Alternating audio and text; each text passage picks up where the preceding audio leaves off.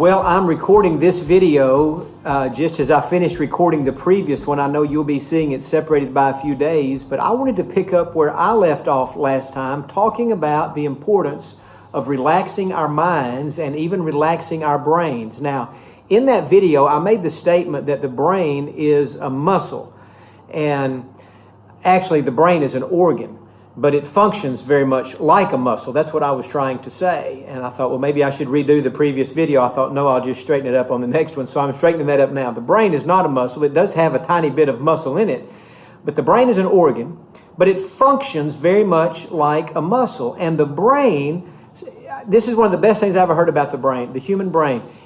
The brain is like a donkey. And if you put too much on it, it will lay down. It can only take so much. You can overload your brain. And so I want to just kind of echo what I said last time, and maybe in a much shorter way than I said that. But I want to encourage you today to give your mind a break. Let your mind relax. I think the invention of the cell phone, I have a love-hate relationship with cell phones. I love them because they're great in case of an emergency. You've got the whole world at your fingertips. But that's what I don't like about them, because it's like you're always there, and the phone is always there. And, you know, I think before cell phones came out, a lot of times in the evenings, if we were finished with our work for the day, we were just sitting around, we probably did relax our brains. But now, when we have a few seconds of quietness, we tend to pick up our phones and go through social media or see what's happening in the world. Or I know I'm bad to just Google all kind of stuff, you know, sermon information, Bible questions, health questions. I mean, sometimes I Google all kind of things, trying to learn things. And while sometimes that can be interesting, it never lets our mind get in that passive mode. And so the Bible says in Isaiah chapter 30 and verse 15, "In quietness and in confidence shall be your strength." I think many of us today are not living with the same confidence that we had in the past. And it's not just because of the situation in the world. It's because how we're living our lives.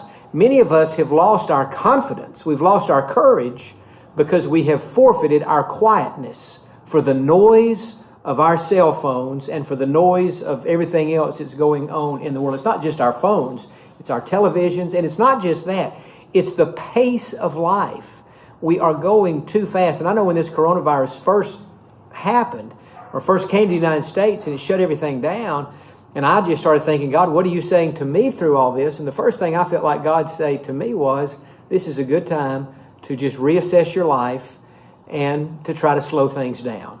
And so I'm sure you've had that same experience, and I think most of us have. We've been forced on one level or another during this virus at some point to slow things down. In quietness and in confidence shall be your strength. Quietness and confidence go together. Stillness and tranquility go together. Calmness and peace go together. And so it's hard to have the peace and the confidence and all these things if we're forfeiting and bypassing, skipping over the quietness. And so think about what David said in the 23rd Psalm. He said that God leads, David said this, He leads me beside the still waters. The still waters. Most of us have not been by anything still in a long time. So I'm encouraging you today. I think this is from God, what I'm saying. It's to God for me, and I believe it's now to God through me to you. And the word for the day is slow down, get quiet, let your mind rest.